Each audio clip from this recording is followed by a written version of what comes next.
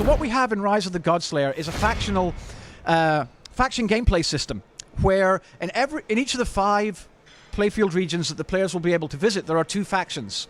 And it's not a kind of good and evil, black and white, very linear experience, because Howard's writing was all about moral ambiguity. He was really, he disliked civilization. He felt it was destined to become decadent and eventually spiral into chaos. And that's very much what's happening in Kitai. You can see here, this is some footage from a playfield called Chosan Province, where 2 of the factions are actually in an all-out war. And the player will have to choose sides in all these different conflicts. And there's never any real obvious right or wrong. The player will have to make choices they figure are the best for them in the situation. And what we're trying to achieve with this faction system isn't just earning up faction ranks to gain rewards and reputation. It's about making a decision that affects you in 2 ways. As you become more allied to one faction, you're making an enemy of another.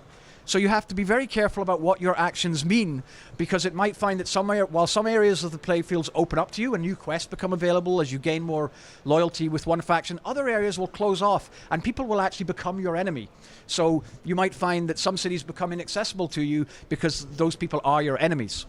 So with the expansion, it was very important to us that these different factions have very clear visual looks and identifiers. So what you're seeing in this sequence is some of the armor sets that are available for the factions in the expansion. Now, it's one of the things in games, whenever you see NPCs and other factions wearing really cool armor, you're kind of like, oh man, I wish I could get that. And what we're doing here is the expansion is the player will actually be able to achieve all of the armor that they see the factions wearing. All of the 10 main factions in the game have armor sets with multiple tiers of the armor. So the players actually, as they gain up, they're able to get better ornate. So you can see here, this is kind of the recruit issue armor for the new player. This is something you'll gain when you first gain access to that faction. And then as you progress, as you complete quests, as you get more loyalty standing with that faction, you'll be able to get access to more elaborate, more powerful, and more ornate armor sets to both show your status of how far you've progressed with that faction and to get better items. And it's not just kind of, you get a helmet, tier 1, and a breastplate. There are full armor sets in every tier. So every tier you progress through, you'll be able to get a whole new armor set. And when we talked about the visual identification, you can see it here. The iconography and the colors and the banners are reflected in the armors that you see that faction wearing. These are the scholars in Chosan.